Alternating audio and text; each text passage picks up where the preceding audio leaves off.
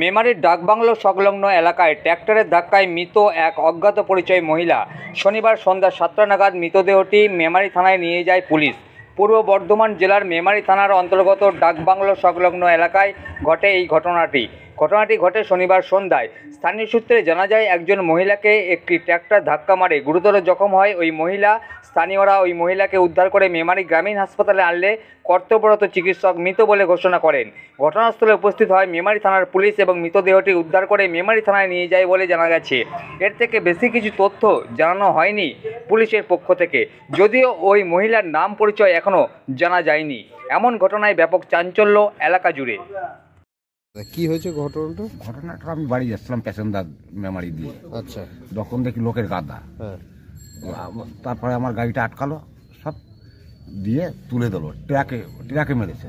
ট্রাক্টরটা আবার ওই অভিষেকের সামনেই দাঁড়ানো আছে। আচ্ছা, মানে ট্রাক্টরের সঙ্গে অ্যাক্সিডেন্টটা হয়েছে, তাই তো? হ্যাঁ। কোনখানটা হচ্ছে? ডাকবাংলোর ওখানে? একদম অভিষেকের সামনেই। হ্যাঁ, অভিষেক লজটা তো ডাকবাংলোর ওখানে। হ্যাঁ, ডাকবাংলোর ওখানে। আচ্ছা, কি করে হলো, কিভাবে হলো? কি করে আমি সেটা দেখিনি। আচ্ছা, যখন অ্যাক্সিডেন্ট হয় আমি তখন বাড়ির দিকে যাই, অ্যাক্সিডেন্টটা আমি দেখিনি। আমার গাড়িটা ধরে আটকালো। আপনার টোটোতে করে মেমোরি হাসপাতালে এনেছে, তাই তো? ডাক্তার কি বললো, মারা গেছে? তখন একটু ট্রাক ছিল এখানে, যখন নামিয়েছি তখন মরে গেছে। আচ্ছা, আমার সঙ্গে একজন লোক ছিল, ট্রাকেই যাও খালাসি মালাসি, যেই দেখেছে মরে গেছে সেই অমনি পালিয়েছে।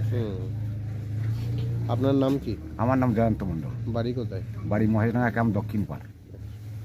মহিলাটার নাম পরিচয় কিছু কি জানতে পারা গেছে? না, মহিলার নাম আমরা জানি না।